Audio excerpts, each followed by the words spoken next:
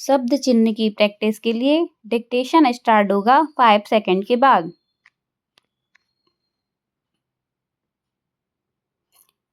अध्यक्ष महोदय, मैं आपको एक बात बतलाना चाहता हूँ और वह यह है कि उसने उसको जो पैसा दिया वह बहुत बड़ी बात नहीं हो सकती है और ना बाद में बुरी बात होती है,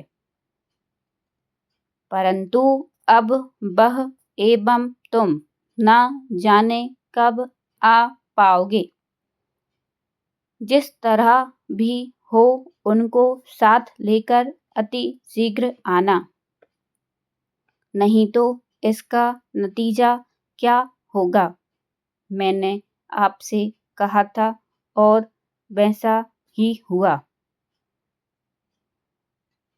वह यहाँ वहाँ जहाँ कहीं भी हो सका गया, पर मार खाने के सिवा कुछ और नहीं कर पाया।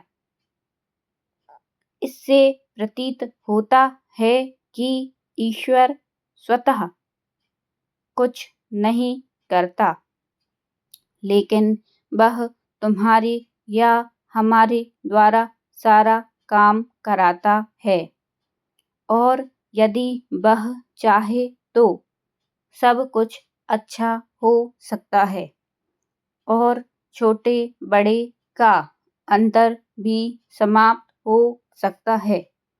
वह न जाने कहाँ गया था, वहाँ से भांति भांति और तौर तौर के खिलौने इत्यादि अत्यंत सस्ते दाम पर लाया। अब क्या आशा की जाए कि सब खुश होंगे। सामने जो लाला साहब लंबी छड़ी लिए हुए खड़े हैं, उनके द्वारा कई ऐसे काम हुए थे जिनको आज छोटे बड़े सब मानते हैं। अतः पहले उनकी बात और बाद में उनके साथी की बात मानी जाती है। सुबह उठकर सबक याद करना चाहिए, यह जीवन के लिए जरूरी है। विद्या से संबंध रखने वाले समाज को इस ओर सब लोगों का ध्यान खींचना चाहिए।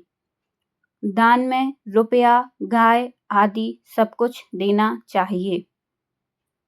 इसके सबब से संपूर्ण दाम तथा धन मिलता है।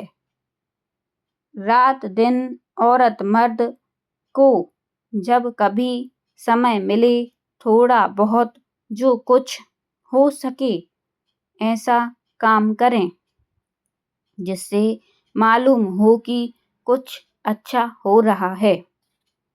पैराग्राफ। मैं कहता हूँ जो तुम्हें कहना चाहिए कि किताब उठाकर देखो, वास्तव में पास हो सकते हो। ताकत कभी भी समाप्त नहीं होती है, केवल वक्त बदल जाता है अथवा एकदम से परिवर्तन आ जाता है। इन चीजों को ज्यादा इकट्ठा नहीं करना चाहिए। यदि आवश्यक हो तो उनकी शिकायत करो। हो सके तो नेता से नाता जोड़ो और नित्य की बातें सीखो, नहीं तो उस दिन तक नीचे गिरना कोई नया कार्य नहीं है। आवश्यकता हो तो राम की नाई काम क्यों नहीं करते। इन तमाम बातों में ताज्जुब करने की कोई बात नहीं है। तुरंत तनिक या 2 गुना 3 गुना 4 गुना जितना का जितना ज्यों का त्यों क्यों नहीं लौटाते, या फिर आप कितना लौटाना चाहते हैं। प्रायः लोग प्रत्येक कार्य में प्रतिकूल परिस्थितियों में साहसपूर्वक ना करके छोड़ देते हैं तथा एक तरफ होकर अच्छी तरह तरकीब क्यों नहीं निकाल लेते। ऐसा करना करीब-करीब किनारे तक ना पहुँचने का कारण नहीं हो सकता है। पूर्ण विराम।